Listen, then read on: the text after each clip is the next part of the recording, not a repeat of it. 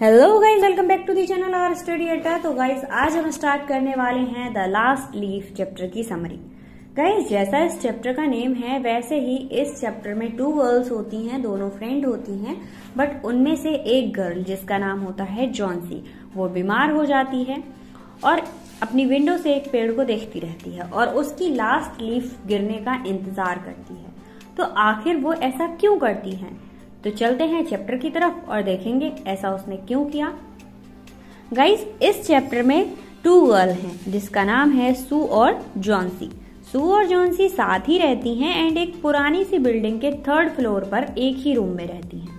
वो दोनों साथ ही खाती हैं, पीती हैं, शॉपिंग जाती हैं एंड अपने बेसिक सर्वाइवल के लिए वो पेंटिंग का काम करती हैं, जिससे उनकी रोजमर्रा की जिंदगी की जरूरतें पूरी होती हैं।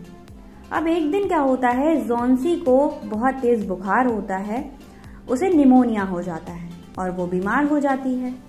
डॉक्टर उसे रोज देखने आता है और रोज दवाइयां भी देके जाता है, बट जॉन्सी ठीक होने का नाम ही नहीं लेती।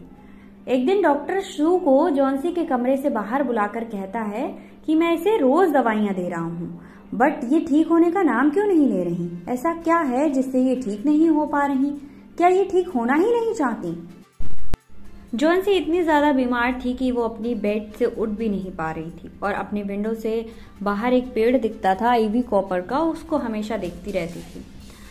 अब डॉक्टर उनको देखने आने लगे, क्योंकि वो बीमार थी तो रोज डॉक्टर उसे देखने आता और दवाइयां देकर जाता था।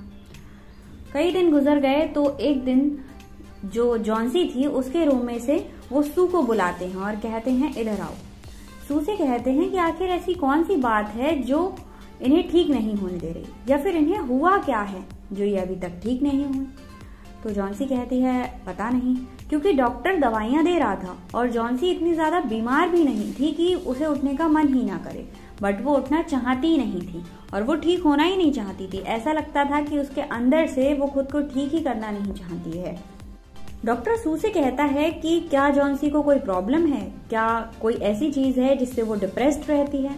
तो सू डॉक्टर से कहती है कि ये काफी दिनों से खोई खोई तो लगती है, बट मुझे नहीं लगता कि ऐसी कोई बात होगी जिससे ये डिप्रेशन में जा सकती है या ये दुखी हो सकती है, क्योंकि ये पूरे दिन तो मेरे साथ ही रहती है। सू डॉक्टर से कहती है कि जॉन्सी को शॉपिंग करना बहुत ज्यादा पसंद है और आज मैं पूरा ट्राई करूंगी कि जॉन्सी के साथ शॉपिंग जाऊं, ताकि उसके मन में जो जितनी भी बातें चल रही हैं उनको मैं पता कर पाऊं और जितनी प्रॉब्लम्स हैं, अगर कोई प्रॉब्लम होगी तो उसका सॉल्यूशन ढूंढ पाए। तो ये बात कहकर डॉक्टर चले जाते हैं और सू ट्राई करती है जॉन्सी को शॉपिंग ले जाने के लिए।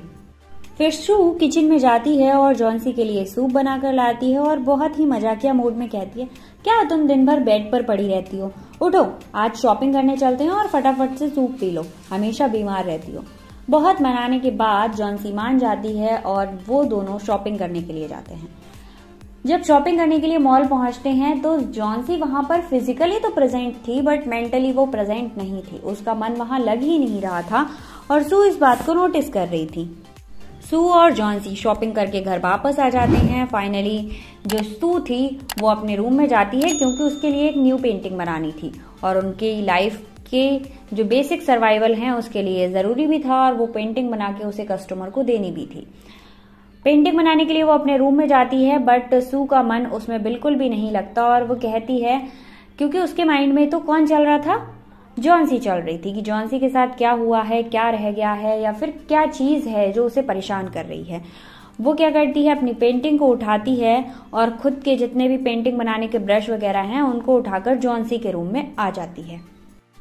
सू का मन पेंटिंग बनाने में लग ही नहीं रहा था, क्योंकि उसका जो पूरा ध्यान था वो तो जॉन्सी की तरफ था कि आखिर जॉन्सी को हुआ है क्या है। वो डिसीजन लेती है कि मैं अपनी पेंटिंग जॉन्सी के रूम में जाकर बनाऊंगी और वो अपना सारा सामान उठाती है और जॉन्सी के रूम में आ जाती है। वो जॉन्सी से कहती है कि आज मैं यहीं पर पेंटिंग बनाऊंगी, तो जॉन्सी भी कह देती है हाँ हाँ बना लो।